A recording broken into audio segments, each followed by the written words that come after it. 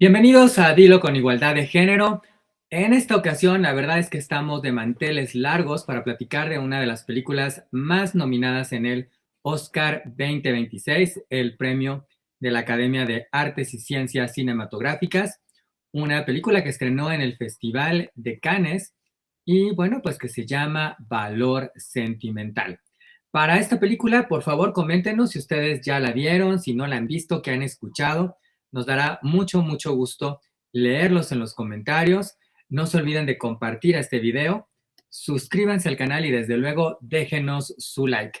Y bueno, hoy me acompaña, la verdad es que estoy contentísimo porque no sé si compartir este dato, vamos a compartir este dato.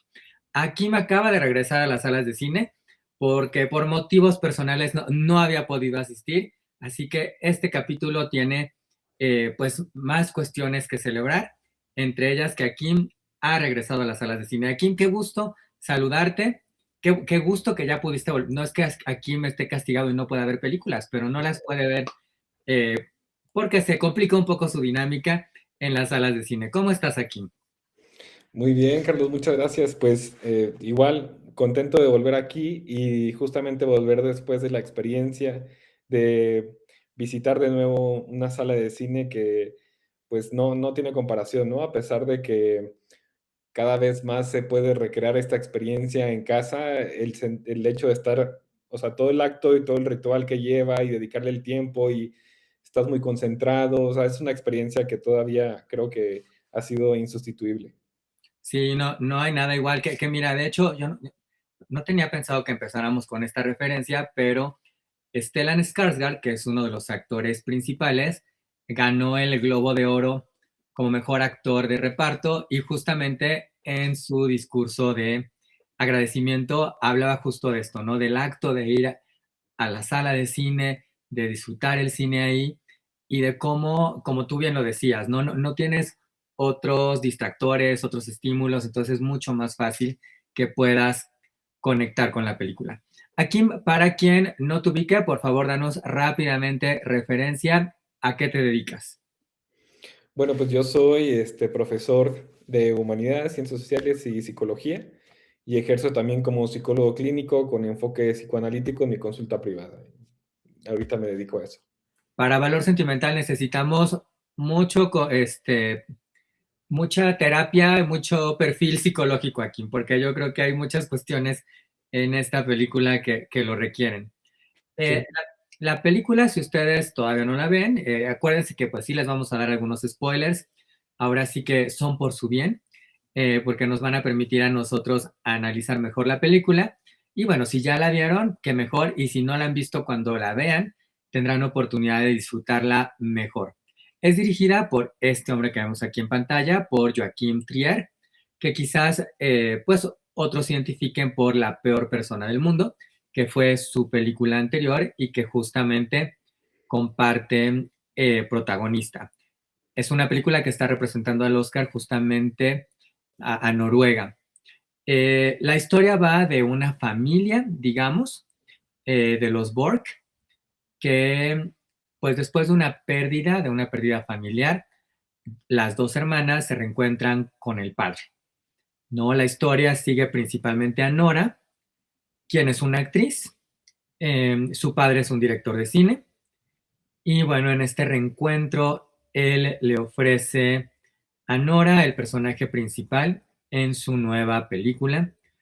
Eh, y bueno, pues ya veremos qué sucede, si Nora acepta o no, porque además esta nueva historia pues tiene muchos elementos pues biográficos, personales, que no necesariamente son quizás los elementos que Nora quisiera abordar, ¿no? Creo que ese es el planteamiento en general, vamos a irlo platicando más. Yo quiero, como para ir abriendo boca, ¿cómo te fue con la película? ¿Por qué querías verla? ¿Cuál era? Aquí luego me dijo, esta es una película que yo quiero ver y yo lo pensé, dije, esta película es más estilo de las que le gustan a Kim. Sí, sí, un estilo que me gusta. Ya había visto de este director solamente vi La peor persona del mundo, pero entiendo que tiene otras películas que son igualmente buenas que ahora me daré la tarea de ir conociendo. Pero la película de La peor persona del mundo la vi de nuevo hace poco y algo que me gusta además de las actuaciones, de la muy buena fotografía que tiene, la muy buena dirección, es que aborda con mucha sutileza y complejidad al mismo tiempo eh, com- sí, pues, las intrincadas relaciones humanas de los protagonistas, ¿no? Habla mucho de la familia, de lo traumático, de lo intergeneracional, de cómo algunas cosas sucedieron en otras generaciones, incluso los abuelos, pero luego se regresa a los personajes actuales. Y en general pensar en ver esta película como, y como también como la había visto anunciada, que era un retrato muy íntimo. Aparte, la premisa es espectacular. Llega un director de cine que le ofrece a su hija el papel protagónico de una película donde actúa el suicidio de la madre del director, ¿no? Que es la abuela del actor. Entonces, ya de entrada a mí esas historias familiares, yo creo que por mi profesión de psicólogo me enganchan mucho. Entonces, definitivamente la quería ver y yo sabía que no me iba a decepcionar. Que además tiene como este enfoque muy, no sé si llamarle intimista, o sea, porque creo Ujú. que igual y no hemos pasado necesariamente las mismas cosas que esta familia, pero cuando vamos viendo las relaciones, creo que es inevitable que nos sentimos identificados o relacionados con algunas de estas cuestiones de dinámicas familiares. Algo que hace la película, que creo que es un buen punto de partida, es que la película empieza hablándonos de la casa, Ujú. ¿no? O sea, de hecho la casa se convierte en un personaje más de alguna manera, ¿no? Porque es esta casa que ha pertenecido ya a esta familia por varias generaciones, pero además es este espacio, ¿no? Que guarda recuerdos, que ha formado a esta familia, que es testigo de todo lo que está ahí. Em, ¿Cuál es esta función aquí? ¿Cómo lo ves tú en tu perspectiva?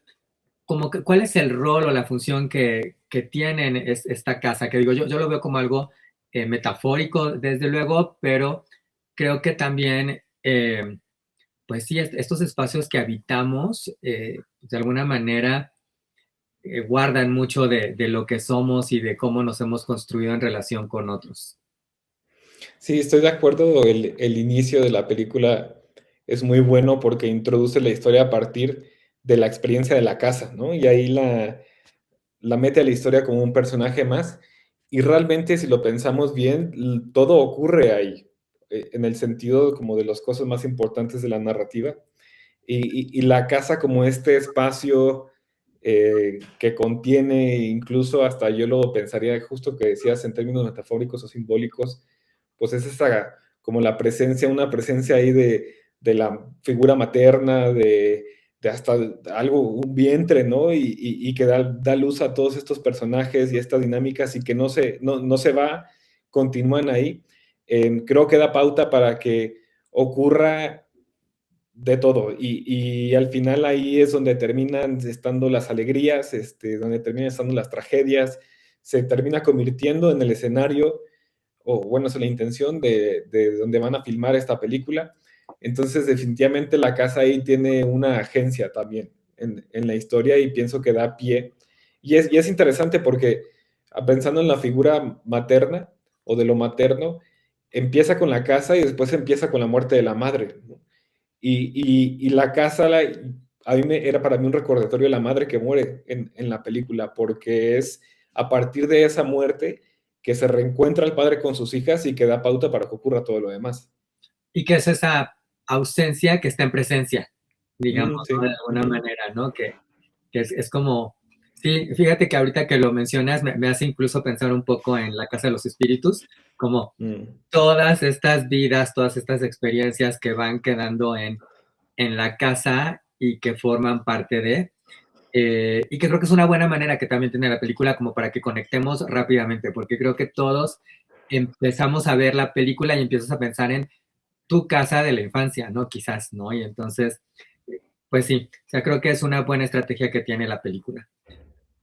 La película nos habla principalmente de Nora, que es interpretada por Renate Reinsve, y Nora es una actriz principalmente de teatro, es digamos que una actriz más pues vamos a ponerle seria, ¿no? Porque hace como teatro más clásico, más experimental, se lleva como esta vida no de estrella, ¿no? Sino de actriz muy entregada a sus personajes y que no necesariamente está buscando tanto, eh, pues los reflectores y todo esto, ¿no? Sino más como este trabajo interno.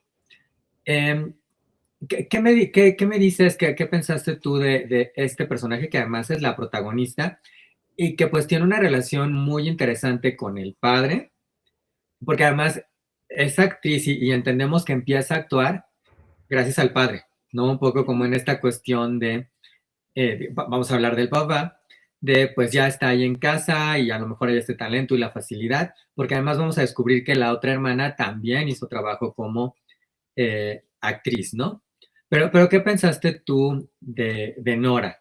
Bueno, hablando de la relación con el padre, que es algo que en apariencia al principio rechaza conscientemente, pero termina derivando en un trabajo que se dedica al área del padre, ¿no? Entonces se me hizo muy interesante esta cosa de aceptación y rechazo. Y como personaje, lo siento como un personaje muy conflictuado. Creo que dentro de este trauma familiar intergeneracional que pasa en la película, ella termina siendo como el depositario de muchas de estas cosas que no han terminado de elaborarse. Por ejemplo, pues que ya lo voy a decir ahí, pero pues el tema del suicidio.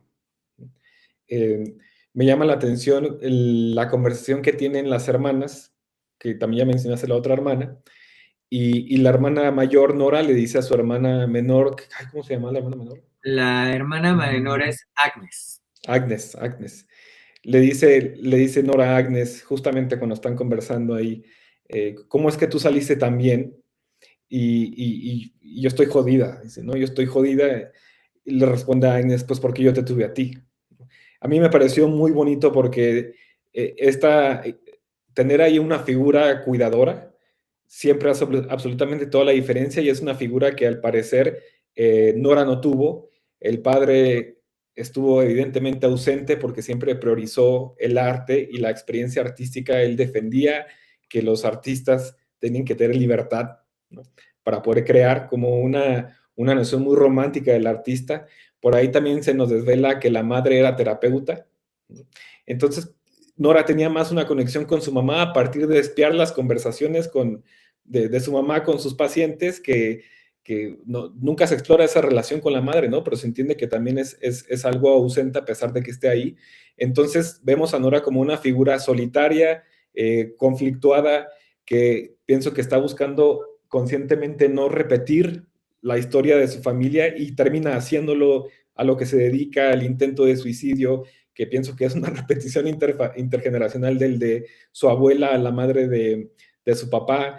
Entonces, a ella la veo como en esta constelación familiar, en esta dinámica familiar, como quien está cargando con el peso de la familia en ese sentido. Y Agnes logra salirse, forma su propia familia, el padre evasivo y la madre muerta, ¿no? Entonces, creo que en ella como orbita el conflicto familiar.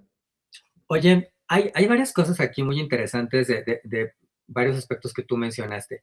Uno, el que sea actriz, ¿no? Porque creo que el trabajo de los actores, de las actrices en particular, nunca me he preguntado qué piensa, por ejemplo, la psicología es una labor súper compleja porque al final estás jugando con emociones y lo que entiendo y lo que he escuchado de muchos actores es que al final el cuerpo no sabe, ¿no? Por ejemplo, que algo que tú estás experimentando no es real, ¿no? Y entonces hay como toda esta labor y ella está trabajando con emociones constantemente, ¿no?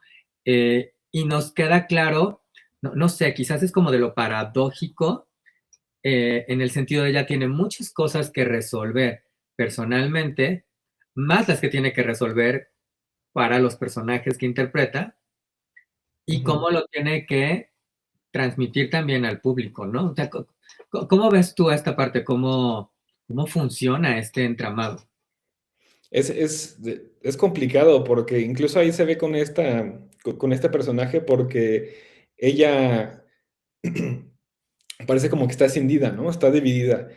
La vemos que tiene este episodio, la primera escena donde aparece ella, en donde tiene un ataque de pánico, no puede salir al escenario, inmediatamente nos dan a entender que es una actriz experimentada, ya está consolidada, de hecho le dice, no, no, o sea, no, no te aceptamos que no salgas, ¿no? Y prácticamente la obligan a estar ahí ya con el vestido roto y demás, pero en el momento en que pisa el escenario y está ante el público, se convierte en otra persona. Entonces, yo creo que en este caso debe suceder en el que, pues, interpretar de esa manera tan pasional y tan entregada, pues termina haciendo mella en el sentido en que, pues, hay una experiencia escindida, ¿no? De la realidad. Por un lado, ella ya estando ahí lo hace muy bien, pero sale y vuelve a enfrentarse a los conflictos que no puede resolver. Y yo la siento como atascada. El personaje la siento como atascada, como incluso el padre es lo que le reclama, ¿no? Le dice, estás atrapada en ese nicho que no te va a llevar a nada y creo que ella está como luchando por encontrar su propia identidad. Claro, claro, claro, y que no es ya del todo una mujer, vaya, no es una adolescente, ¿no? Ya es Es una un mujer adolescente. Uh-huh. con una profesión. Que Adelante, adelante. recuerda el personaje de la peor persona del mundo también, Sí, que tiene un tema con la identidad. O sea, parece que el director explora esos temas de, a pesar de ser adulto, hay una sensación adolescente de todavía no saber dónde estoy posicionado. sí, como muy en esta cuestión también de cómo nos seguimos redefiniendo y reconstruyendo, ¿no? Que es como muy curioso y que con los actores, vaya, no sé si alguna vez a ti te tocó, llegas a tomar alguna clase de actuación, pero hay como muchas leyendas y anécdotas de actores que, eh, porque hay varios métodos para actuar, que se pierden un poco en el personaje, ¿no? Que de repente hay como esta cuestión de ya, te tienes que quitar el personaje porque si te acaba de tocar algo muy complicado de interpretar, eh, pues tú no te puedes ir con esa emoción, pero suena más fácil decirlo Claro. que hacerlo. Oye, quería preguntarte otra cosa que me parece importante ahorita de lo que mencionabas, cuando hablábamos de las hermanas. Porque tú mencionabas mucho esta responsabilidad o este peso que ha tenido Nora en relación a Agnes. Em, ¿El número de hijos que somos tiene alguna influencia en estas dinámicas familiares? Yo creo que sí, por lo que he escuchado, por lo que he leído o por mi propia dinámica. Yo soy el hijo mayor, por ejemplo. eh, Mm. no sé, aquí a lo mejor ahorita está diciendo, esto explica muchas cosas, pero Lo sospechaba, ¿no? Así. Pero creo que sí sucede, ¿no? En las dinámicas familiares, que de repente, pues si eres el hijo mayor o el de en medio o el tercero o más, en familias más grandes, pues esto también es muy distinto. Sí, definitivamente influye y a veces, muchas veces sí corresponde al orden de nacimiento, sin embargo, en otras corresponde más bien al rol que se asigna, ¿no? Porque también hay hermanos menores que luego parecen los mayores. ¿No? Ok, Más bien tiene que ver como con la función y el rol que cumple cada miembro en la familia. Y aquí parece que el caso de Nora, ella tuvo que asumir una función de cuidados para con su hermana, pero y de contención, pero no tuvo ella la misma figura. Y entonces le deja un vacío y al final es muy interesante eso porque ya de adultos se invierten los papeles. ujú. De adultos, la que cuida y la que parece que toma la batuta en la regulación emocional, la mediadora, la conciliadora, la que cuida, o sea, la que está ahí al pendiente es la hermana menor. Pero creo que tuvo que ver con que la propia Nora, a pesar de que era la mayor, no tuvo ese sostén y la hermana menor sí la tuvo y al final se invirtió esa dinámica. De hecho, la mayor preocupación de la hermana menor de Agnes es pues, cómo está su hermana, que si está sola, cómo se está sintiendo. Claro, qué interesante. Y que claro, tiene que ver también, digo, ya que estamos, ya hemos mencionado a Agnes, antes de llegar con el papá, pues valdría la pena que hablemos un poco más de Agnes, que está casada, tiene un matrimonio, pues parece ser que normal, regular, tiene un hijo, ¿no? Entonces tiene una dinámica de vida muy diferente a la que tiene Nora, ¿no? Que creo que también eso pues es interesante porque también tú lo apuntabas muy bien, Nora en cierta manera ahora se convierte, como que se invierte este rol, ¿no? Y ahora acude con Agnes, quien pues ya está haciendo esta labor de cualquier manera porque pues tiene un niño. Sí. Y es curiosa la elección de profesiones, porque Agnes es historiadora, ¿no? O sea, la hermana mayor es actriz, que va como de la línea, de la vena artística de la familia. Y después Agnes, a pesar de que ella actuó también, creo que logró entender, porque lo habla en un diálogo con su papá, en que si entraba a ese mundo era solamente porque se moría de ganas de tener el reconocimiento y la aprobación de su papá. Pero se dio cuenta muy joven que después su papá se iba a ir, ¿no? Y ya no iba a estar. Entonces se dedicó a otra cosa, dejó la actuación, se dio cuenta que lo hacía por eso y se hizo historiadora. Y un poco esa es la función que tiene la película, porque luego ella va a investigar todo este caso de la abuela, que fue también metida a la cárcel, y ver qué pasó con esa muerte, y es como la historiadora académica, pero también de la familia, porque ahí en ese momento es como quien va dando cuenta de lo que ocurre en la familia, quien va como haciendo el registro de las cosas que pasan. Es, pues aquí seguramente habrá sido una elección intencional del director o del guionista, pero funciona muy bien en cómo están distribuidas las dinámicas de la familia. Que además hay mucho esta labor que pasa en muchas familias de entender como de dónde venimos, el pasado, o sea, vaya, no sé, a mí me fascinan de repente estas historias de gente que se pone a investigar, ¿no? Quiénes eran los abuelos y dónde venían y qué pasó con ellos. Digo, más allá de la mera curiosidad que hoy en día también quizás muchos tenemos de saca tu perfil de herencia, ¿no? Y entonces ya te dicen, tienes 3% de no sé qué y 2% no sé cuánto, 10% no sé qué más, pero ella tiene también como mucho esta curiosidad de eh, comprender ese pasado, no nada más de su familia o de su núcleo más cercano, sino generaciones anteriores, ¿no? Como para poder resolver, sanar o entender mejor, pues, qué ha pasado con ellas y dónde están y para dónde van. Sí. Ujú.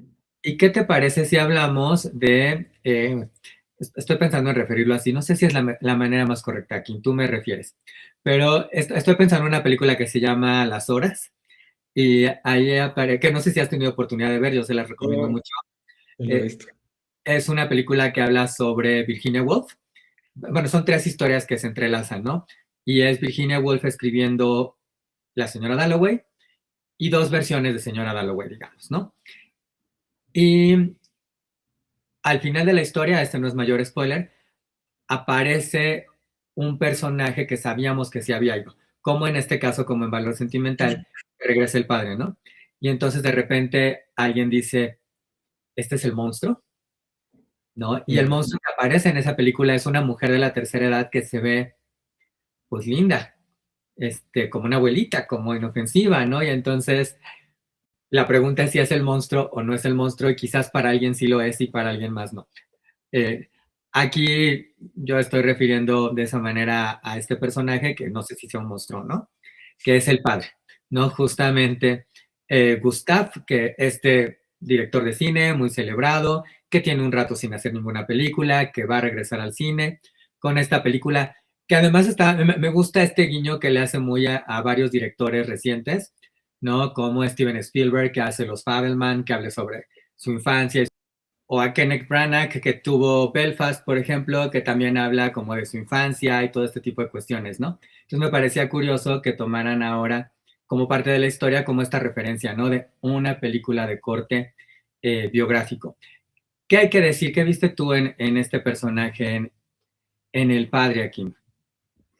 Uf, pues es un personaje muy complejo. En muchos sentidos creo que repite la historia de ahí la figura paterna que abandona en una búsqueda individualista, deja por completo los cuidados, y ahí me parece que hasta las hijas, yo no escuché que en algún momento reprocharan a la madre. Seguramente se entendía la situación en la que había quedado ella, y estar a cargo de 2 niñas y tener que proveer y tener que cuidar no es una cosa sencilla, entonces regresa al padre y pues esa referencia de regresa el monstruo envejecido, y yo creo que es un gran conflicto porque empieza a verse la vulnerabilidad, ¿no? Y creo que también este director está un tanto escindido porque en las primeras escenas donde lo vemos en una premiación, tiene un arranque adolescente en el que se desvela en la playa y juega y grita como si tuviera otras 25 años y no corresponde como a la edad y la seriedad con la que lo vemos a él. Llega al funeral de la madre de sus hijas y hace referencias a su trabajo, o sea, no se ve como que realmente tenga una conexión emocional y la única conexión que logra encontrar con sus hijas es a partir del arte, pero aquí el arte en el sentido en el que es algo que él producía y parece como que es el único lenguaje en el que él se puede comunicar. Digo que es muy complejo porque también se ve en él un intento por lo menos de resarcir, de reparar, pero lo hace de una forma en que por lo menos Nora la encuentra muy impositiva, ¿no? Viene y no le pregunta, sino le dije, escribí esto para ti, ¿no? Y ahí está el conflicto porque a pesar de que ella sabe que su padre es buen director, eventualmente el guión la termina seduciendo, pues parece como que entonces está actuando aquello que el padre desea, ¿no? Entonces, esta relación que tienen con él, Agnes, por supuesto, mucho más abierta, aunque también se ve que tiene varios conflictos a la hora en que el padre quiere hacer con su nieto lo que hizo con la hija, de que actúe también en una de sus películas. Entonces lo veo como una figura de, así como tú bien dijiste, de un padre autoritario y ausente que regresa envejecido y vulnerable, pero que sigue con las reminiscencias de lo que fue y con unas hijas que ya son adultas y tienen su propia vida y están tratando de acomodar en su experiencia y en su historia cómo poner a este padre ambivalente. Claro, porque hay este intento de él de volver a conectar con ellas, de quizás, no sé, recuperar lo perdido o buscar ahí llenar algunas situaciones. Y claro, no necesariamente no recibe la misma respuesta de cada una de las hijas. Y tú hablabas, ¿no? De al final, la madre quizás no lo hizo perfecto, pero la madre estuvo ahí, Exacto. ¿no? Y creo que el gran reclamo que ellas le hacen al padre, y que sobre todo Nora le está haciendo al padre, es pues esta situación de decir, no estuviste, ¿no? O sea, ¿cómo vienes años después a querer decir o hacer algo cuando pues claramente no estabas, ¿no? Entonces, sí, eso se vuelve, es parte de alguna manera de lo que tratan de resolver, ¿no? A lo largo de la película. Y tú mencionabas también, que creo que valdría la pena, déjame recuperar aquí, em, él no está como muy ubicado, ¿no? O sea, él es un director de cine, está claramente entregado a su trabajo, a la parte creativa, y que es como un poco irónico, ¿no? Porque él es como muy bueno compartiendo estas historias, estas ideas, estas emociones en pantalla, pero no en la vida real, ¿no? O sea, es como estas historias que conocemos de muy exitoso en el ámbito profesional, pero nada exitoso necesariamente en su ámbito personal, que por cierto no lo hemos mencionado y creo que valdría la pena. eh, el actor que hace al director, que es Stellan Skarsgård, es un director de muchísimos, muchísimos años, tiene como 50 años en activo y es padre de varios actores. Sus hijos son Alexander Skarsgård, quien ha hecho a Tarzán, por ejemplo, quien sale en Big Little Lies, Bill Skarsgård, que hace a Pennywise en las historias de Welcome to Derry, de eso, y Gustav Skarsgård, que ha estado en la serie de Vikingos. De hecho, tiene un hijo más pequeño que tiene menos de 10 años. No ubico ahorita cuántos hijos tiene Stellan Skarsgård. Tiene 8 hijos, ¿no? Bueno, al menos ha tenido 2 matrimonios, ¿no? Y entonces incluso le han preguntado un poco al actor de, oye, y pues esto, ¿qué tanta relación tiene con tu vida personal? Porque probablemente, pues no necesariamente estabas tanto tiempo con tus hijos porque estabas actuando, ¿no? Y pues el trabajo de los actores en muchas ocasiones les implica largos periodos de ausencia, estar en otros lugares. Entonces creo que es interesante porque ahí se hacen estos cruces entre realidad y ficción. Y, y él ha jugado un poco porque le han preguntado si sus hijos son Nepo Babies, ¿no? Porque pues al final trabajan en la misma industria que él y que si de alguna manera les ha ayudado. Y él bromea y dice que no, que él ahora es un Nepo Daddy, porque ahora la gente ubica a sus hijos y por ellos, como que dice, ah, claro, el papá de Alexander Skarsgård, ¿no? Pero bueno, me pareció un detalle interesante. Y hablando de hijos, aquí no es el hijo, pero es el nieto.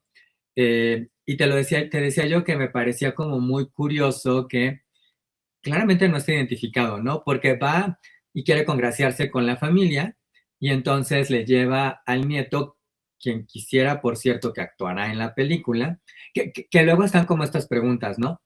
¿Realmente quiere estar cerca de ellos o hay una conveniencia de que estén cerca de él porque le convendrían en términos artísticos?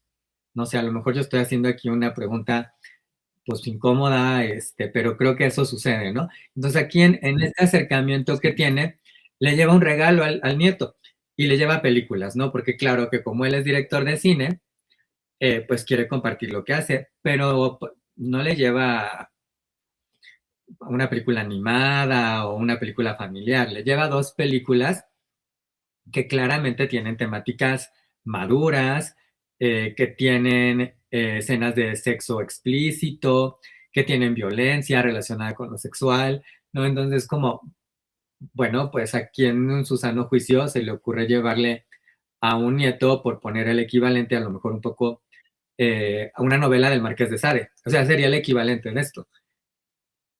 Pues, oye, no, Ujú. tráele unos cuentos o las aventuras de Tom Sawyer o alguna cosa así, ¿no? Pero, ¿qué pensaste tú de esta relación con el nieto, del propio nieto? Creo que hay varias cosas que suceden ahí alrededor.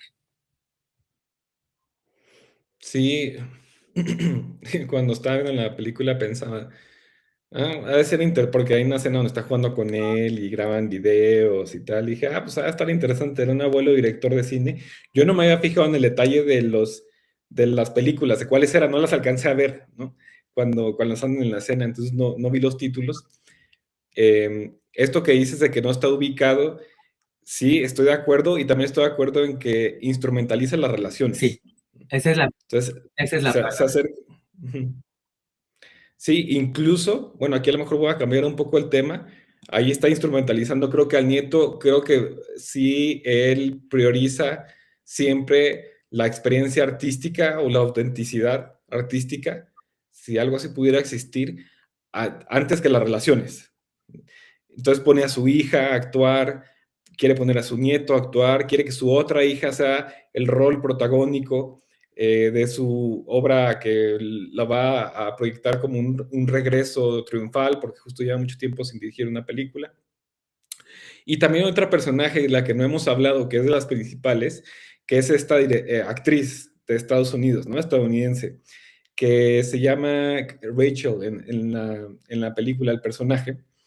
Y que también me parece que es otra forma donde se muestra este hombre que instrumentaliza las relaciones, porque evidentemente y a ojos incluso del propio personaje, ella termina siendo un gancho, un señuelo, un bait, ¿no? Como dice, para atraer a su hija a que haga el rol.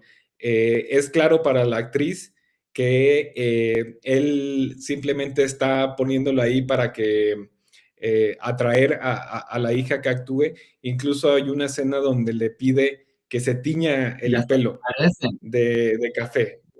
Sí, sí, sí. Se lo tiñe y es el color del cabello de su hija. Entonces ella se da cuenta y dice, no quieres grabar esta película en noruego, digo en inglés, intenta hacer el acento escandinavo, como que no le gusta, y creo que lo que él está haciendo es mover las fichas para que al final termina sucediendo. De hecho, esa parte sí se me sentí un poco conflictuado, en la que la película termina, por lo menos hasta donde nos deja saber, en lo que él quería que sucediera, ¿no? Al final sí se cumple que su hija actúe ese papel, en que su nieto actúe ese papel, eh, y eso me dejó con un sabor agridulce, porque no estoy seguro de si los personajes realmente llegaron a una resolución, sobre todo hablando de Nora, o si simplemente fue un éxito más de un padre manipulador. Oye, ahorita que te escucho, esto me pone, a lo mejor yo soy una persona optimista, sí lo soy, pero porque tú apuntas muy bien cómo se van uniendo estas piezas y cómo él pues manipula de alguna manera para conseguir lo que está buscando, ¿no? Y cómo es que esa es gran parte del conflicto que tiene Nora, ¿no? Estás aquí porque soy tu hija, porque me quieres, porque quieres apoyarme, porque quieres que hagamos algo juntos, o estás aquí porque te conviene que yo esté en la película por esta instrumentalización que tú mencionabas, y entonces estás aquí en aras de vas a obtener un beneficio, no necesariamente de que me quieras. Pero yo decía que soy optimista porque lo estoy pensando de la siguiente manera también. Creo que hay otra capa que nos lleva quizás a otro aspecto que ya tú señalaste, pero no hemos profundizado tanto, y que tiene que ver con esta función del arte, ¿no? Porque al final esta película lo que plantea, digo, no sabemos, yo en mi optimismo estoy pensando que quizás después de haber hecho esta película, de haber trabajado lo que sucede ahí, que tiene mucho que ver con sus propias experiencias, quizás el arte les está sirviendo un poco a él como expiación, pero también como catarsis y a ella claramente como una catarsis de su propia relación. Yo sí lo pienso como catarsis, pero fíjate que ahí no la pienso como una catarsis que conlleva una elaboración, una reelaboración, o un insight.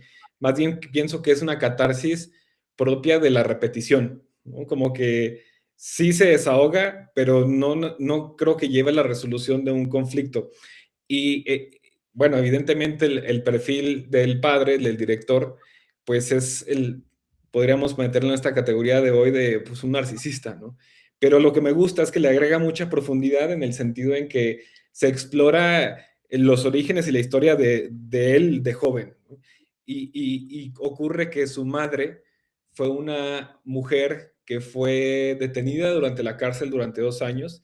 Él se queda solo porque era hijo único. Entonces a eso hay un síndrome que le llaman como el síndrome de la madre muerta, ¿no?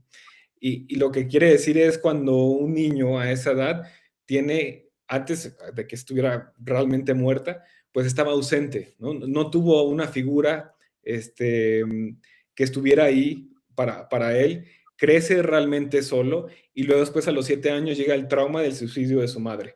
Lo dejan con una tía y la tía más bien lo instrumentaliza a él porque empiezan a utilizar la casa para otros fines y él termina siendo el único heredero de esa familia, pero parece que nunca conoció lo que era realmente el afecto Claro. genuino, ¿no? Sino más bien el arte aquí yo lo veo como algo, sí catártico, pero no estoy seguro de que lo lleve, bueno, no es mi paciente ni nada, ¿verdad? Pero no estoy seguro de que lo lleve a una elaboración o incluso en términos así como más banales bueno, más bien como más simples, como a hacer las paces con lo que sucedió.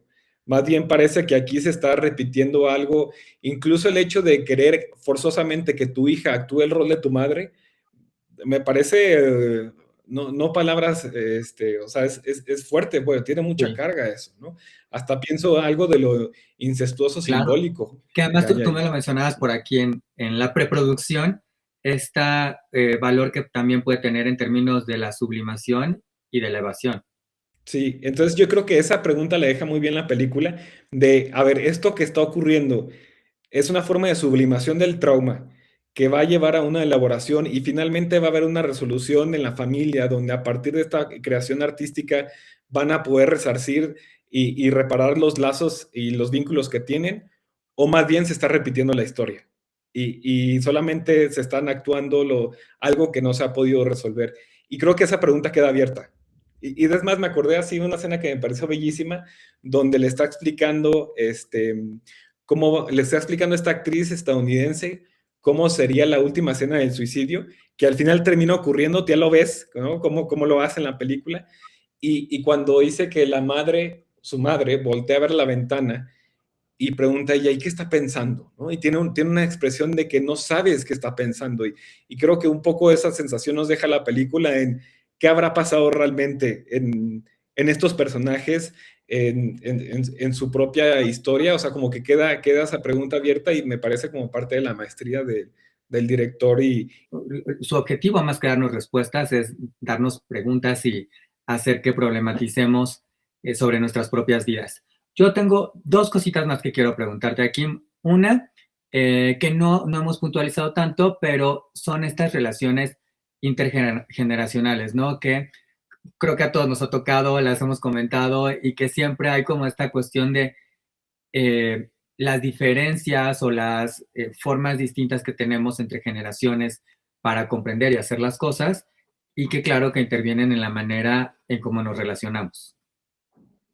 Sí, me acordé de, ahora que dices eso, del reclamo, o sea, hablando también de la instrumentalización, fíjate, el reclamo que le dice el padre a la hija, le dice, tu mamá cuando tenía tu edad ya tenía dos hijas, Ah, claro. o reclamándole esa parte, y luego él dijo, no, es que yo creo que se tiene que tener los hijos porque se tiene que querer algo, no me acuerdo qué dice, ¿no? Pero piensa más en los hijos como en función de sí mismo que, otra vez, el beneficio que puede obtener, que los hijos como personas por derecho propio, ¿no?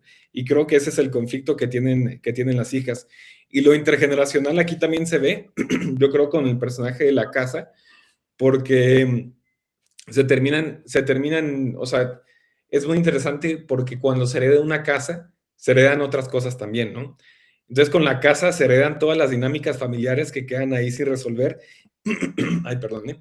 Y esta constante referencia al cuarto, de nuevo, al cuarto donde se suicidó y cómo se va transformando, yo creo que es como una referencia a que, pues, lo que ocurre sigue ahí, ¿no? No, por más que lo adornes y demás, sigue ahí y queda sin elaborar. En cuanto a las diferencias generacionales, ahora sí que pues, de propia ideología, de costumbres, de prácticas, pues se ve en cómo fue el propio director, el padre criado, mucho en ausencia y abandono, después las hijas como en una mucha ambivalencia, y luego se ve al nieto, que más bien lo que están tratando ahí los padres es de estar muy presente para él. Entonces, sí hay una diferencia también ahí de cómo se va conceptualizando la idea de los padres, padre, madre, y cuál es la responsabilidad de los padres con respecto a sus hijos. Como cuáles son los alcances, los límites, las responsabilidades y las propias independencias, ¿no? Porque Sí. pareciera, como lo mencionabas hace un poco, y creo que hay papás que aunque ya tengas cierta edad, se siguen refiriendo a los hijos como si fueran niños, ¿no? Y como si fuera una cuestión de ordenarles. Estabas hablando de la casa y estabas hablando de los objetos, y creo que nos viene muy bien para cerrar y referir al propio título de la película. La película se llama Valor Sentimental, ¿no? Y ese valor sentimental está como en la casa, como tú lo mencionabas, y que siempre cuando hay estos temas de alguien que muere, que ya no está con nosotros, el valor que tiene un objeto puede ser distinto o tiene un valor justamente porque esta cadenita, esta servilletita, este suéter era de tu abuelito, tu papá, tu primo, y entonces tiene ese valor sentimental. ¿Hay realmente valor en el valor sentimental o no? ¿Cómo lo verías tú? Porque también Ay, está todo el desapego. sí, está muy interesante esa pregunta porque creo que el valor sentimental es justamente lo que le investimos de valor nosotros emocional a las cosas, ¿no? Entonces, puede haber un objeto en apariencia muy mundano, pero para mí significa algo. Y creo que ahora que lo digo así, estoy pensando que pues esa es la pregunta que arroja la película, es para cada uno de nosotros, de los miembros de la familia, ¿qué significa esto aquí? ¿Qué valor tiene esto que está aquí? Y creo que cada uno tendría su respuesta. Tal vez el padre diría que el arte, tal vez la hija tendría que resarcir, tal vez la otra hija diría que perdonar, no lo sé, o sea, sería una pregunta que les podríamos hacer a cada uno de los personajes, pero creo que es la que como que se nos avienta es, pues, ¿qué valor tienen las cosas? Eso nos da muy buen pie pues para dejarlos a ustedes con la invitación de que vean Valor Sentimental o la vuelvan a ver y pues justamente que le encuentren ese valor que tenga para ustedes. Akim, muchísimas gracias por estar con nosotros en este Dilo con Igualdad de Género. Nos encanta siempre que estés aquí. Por favor, regálanos tú tus redes sociales. Akim nos da por ahí buenos consejos y también nos está explicando términos psicológicos en sus redes. ¿Dónde te encontramos, Akim? Me encuentran en Instagram como Akim Meribes, también en TikTok y en Facebook, aunque son las mismas publicaciones, ¿no? Ahí refriteo un poco, pero sí, justamente abordo los temas de mucho de psicoterapia. Pero está perfecto porque miren, en la red social de su preferencia, ustedes estarán encontrando a Kim. Pues muchas gracias por acompañarnos. Por favor, déjenos su like, comenten, compartan, suscríbanse a este canal. Yo les recuerdo que los encuentro como Carlos Amendiola o como Carlos Andrés Mendiola. Ya estaban viendo ustedes aquí las redes, ya sea de la Escuela de Humanidades del TEC de Monterrey en la región Ciudad de México o en Blue Amiga. Nos vemos en un próximo Dilo con Igualdad de Género que seguro también tendrá mucho valor sentimental.